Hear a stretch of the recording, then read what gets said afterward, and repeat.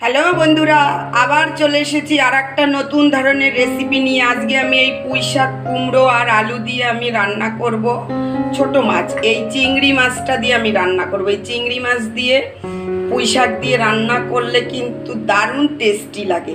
তো আমরা রান্নাটা শুরু করি, চলুন। কড়াই গরম হয়ে গেছে, এইবার আমি তেল দিয়ে দিচ্ছি, কারণ মাছটাকে আগে একটু ভেজে নেব।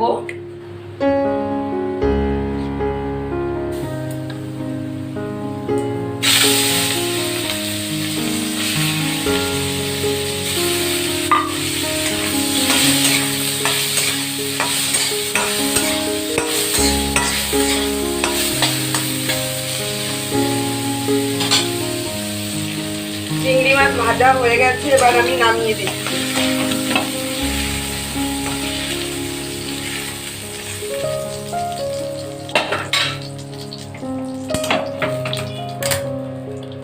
এর মধ্যেই আমি আর একটু তেল দিয়ে দিচ্ছি, মাছটা লেগে গেছিল।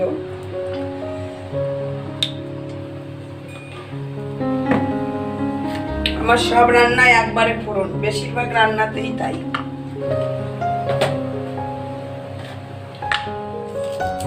এবার আমি এই যে তেজপাতা, শুকনো লঙ্কা দিলাম,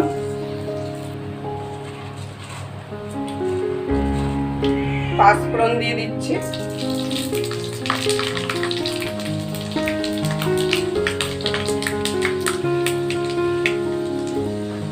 এবার শাকগুলো দিয়ে দেবো।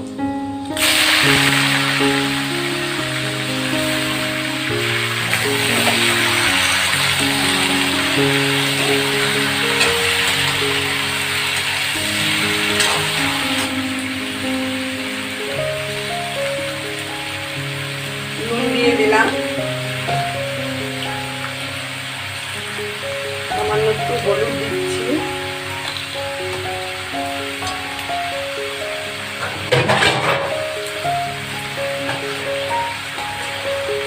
এবার আমি ঢাকা দিয়ে দিলাম একটু।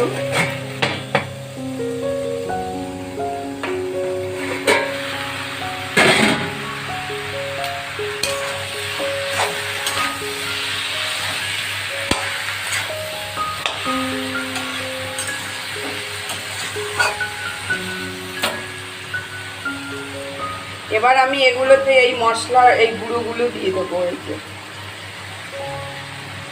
জিরের গুঁড়ো দিলাম,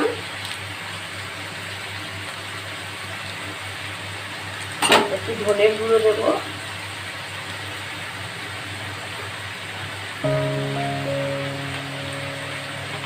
আর একটু লঙ্কার গুঁড়ো দেবো।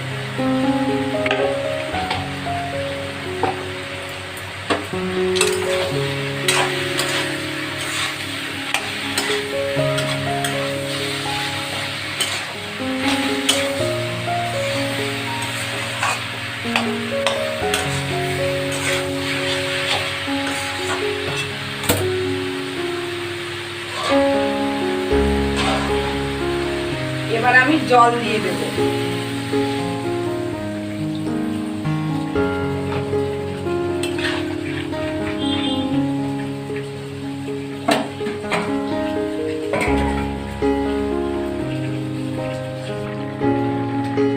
এর মধ্যে আমি একটু আদা দিতে ভুলে গেছিলাম, তো আদা বেটে দিয়ে দিলাম এখানে। আদাটা, জিরে বাটা তখনই দেওয়া উচিত ছিল ওই সময়, কিন্তু ভুলে গেছিলাম। তো ওই যে কাঁচা লঙ্কা বেটে দিলাম,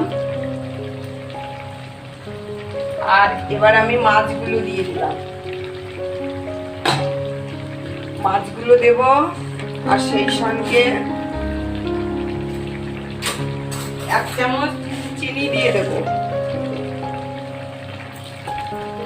বেশি চিনি দেবো না, কুমড়োটা মিষ্টি আছে, ওই জন্য 1 চামচ দিলাম।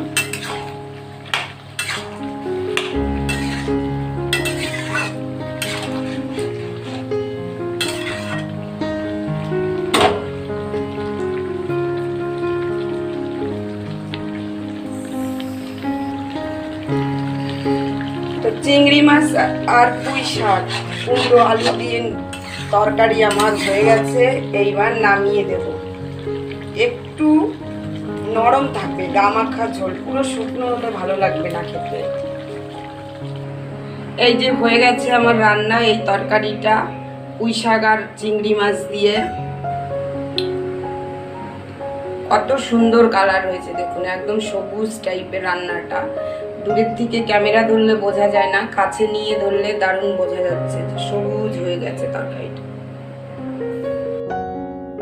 তো বন্ধুরা, চিংড়ি মাছ আর পুঁই শাক রেসিপিটা আপনাদের কেমন লাগলো অবশ্যই কমেন্ট করবেন, লাইক দেবেন, পারলে একটু শেয়ার করবেন আর সাবস্ক্রাইব করতে ভুলবেন না। Tata, bye bye.